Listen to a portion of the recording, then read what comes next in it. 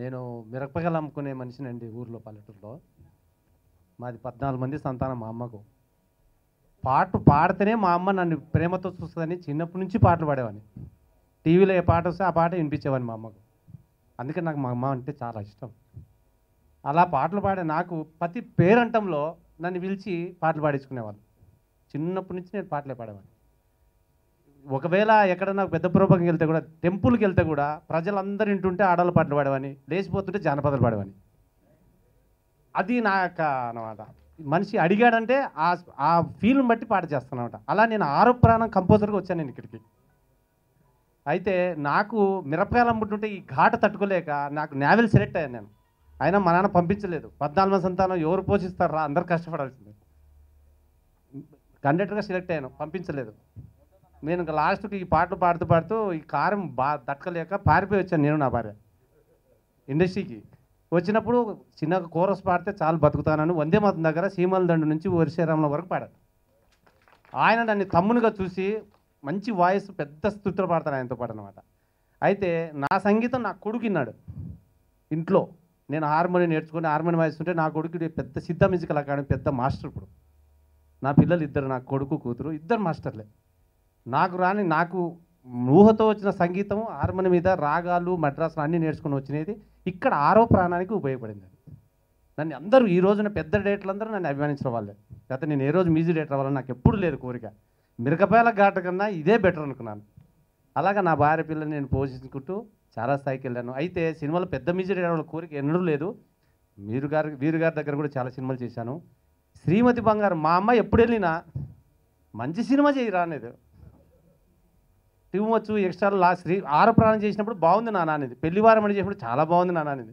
అయితే తర్వాత extra too much అంటే వద్దునైనా నీకు అనేది. శ్రీమతి బంగారం అంటే చాలా బాగుందని వినయ్ గారు వచ్చి, బాబు గారు మీరు చేయాలి సార్ అంటే, చేస్తాను సార్, టైటిల్ పెట్టి చేస్తాను సార్ అన్నాను. అయితే సినిమా చూశాక డైరెక్టర్లో ఇంత టాలెంట్ ఉందనే విషయము నేను చాలా మనస్ఫూర్తిగా చెప్తున్నాను. ఎంత అసలు లేడీస్ కంటికి తడిపెట్టేంత సినిమా చేశాడు. పాటలు అతనే చేయించుకున్నాడు, ఎలా కావాలంటే అలా చేయించుకున్నారు. అది చాలా థ్యాంక్స్ చెప్తున్నాను వినయ్ బాబు గారికి. చాలా గొప్ప డైరెక్టర్ అవ్వాలని కూడా కోరుకుంటున్నాను. ఈరోజు నేను సిద్ధ మ్యూజికల్ అకాడమీ నా కూతురు ఒకటి, నా కొడుకు ఒకటి పెట్టుకొని నేనేదో చాలా హ్యాపీగానే ఉన్నాను. ఇండస్ట్రీలో నాకు ఇలాంటి ఆఫర్స్ ఇస్తే ఎంతో మంచి కంపోజింగ్ చేస్తానని ఆశీర్వదించమని అందరి పేర్లు. ఆమె నవ్వే సింగారం నా శ్రీమతి బంగారం, ఆమె నవ్వే సింగారం కల కల గల గల నవ్విందంటే ఆరవిరిసిన మందారం, వాకిట ముగ్గులు పెడుతున్నా దేవుడి హారతి పడుతున్నా, సిగలో పువ్వులు చుడుతున్నా కౌగిట ఒదిగే పోతున్నా, నా శ్రీమతి బంగారం ఆమె నవ్వే సింగారం.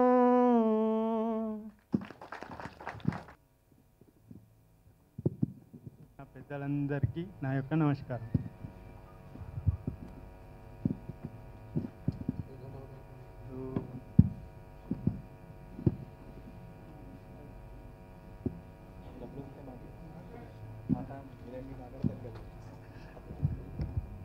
ఈ ఆడే ఫంక్షన్కి వచ్చిన పెద్దలకి అందరికీ నా హృదయపూర్వక నమస్కారాలు. ఫంక్షన్కి వచ్చిన శ్రీమతులందరికీ నా హృదయపూర్వక కృతజ్ఞతలు. అలాగే మీడియా సోదరులందరికీ, మా మా మా మేము పిలిచినందుకు అందరి మా మాట మన్నించి పెద్ద మనసు వచ్చిన పెద్దలందరికీ పేరు పేరున నా యొక్క నమస్కారాలు, అట్లాగే కృతజ్ఞతలు.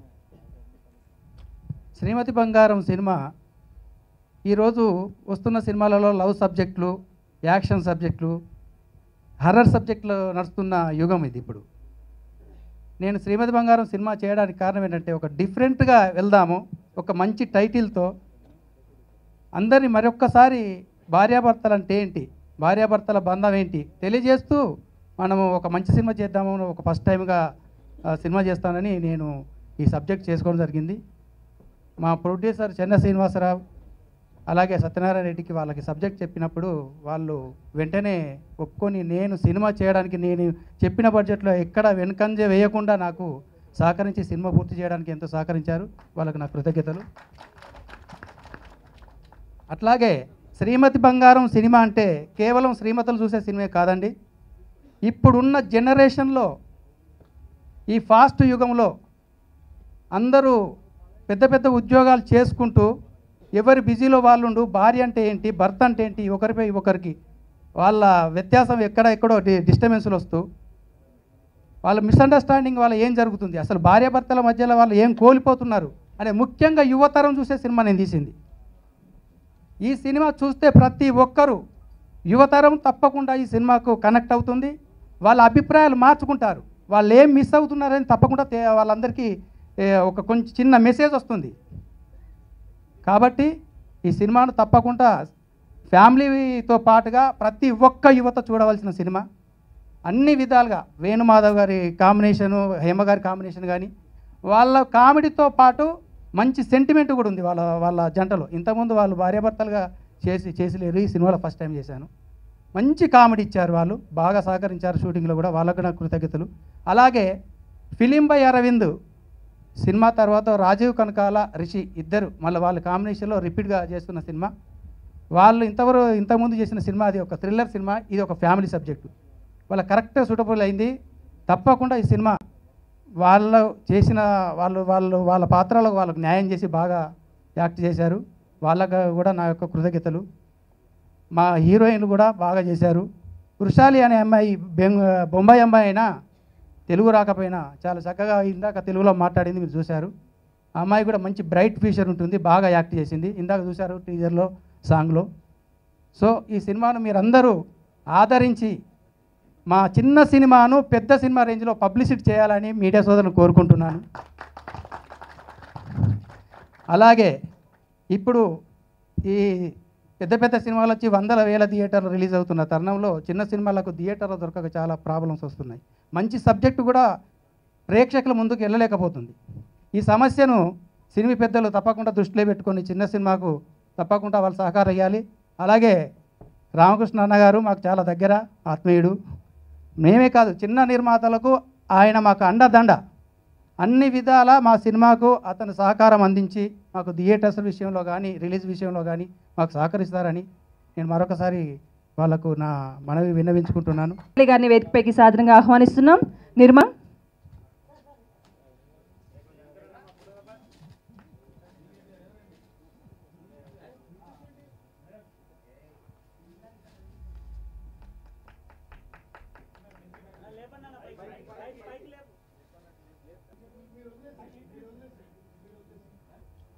కొంక మనీషన్ గారిని వేదికపైకి రావాల్సిందిగా కోరుతున్నాం. అలాగే అల్లం పద్మ గారిని వేదికపైకి రావాల్సింది.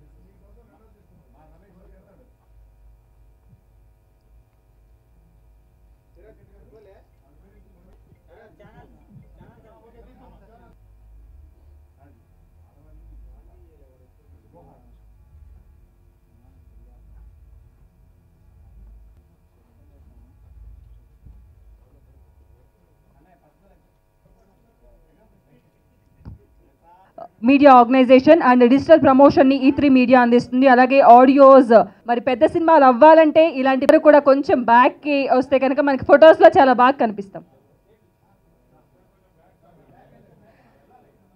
అండ్ ఈ సాంగ్ కూడా విజయవంతంగా అండ్ ఆడియన్కి తీసిన మన కాన్సెప్ట్ సినిమా గురించి ప్రతి ఒక్క ఆడియన్కి రీచ్ అయ్యే విధంగా E3 మీడియా తన సపోర్ట్ని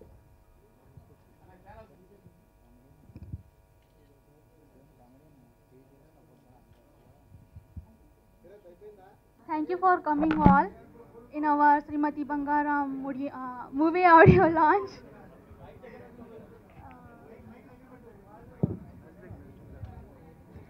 Movie going to release very soon. I want all your supports and blessings, and thank you. అందిస్తే సినిమాని బ్లాక్ బస్టర్ చేయాలంటే మ్యూజికే కారణం అండి. ఎందుకంటే రిపీట్ ఆడియన్స్ 2-3 సార్లు చూడాలంటే సినిమా మ్యూజికల్గా దాన్ని జనాలు ఎంజాయ్ చేస్తారు.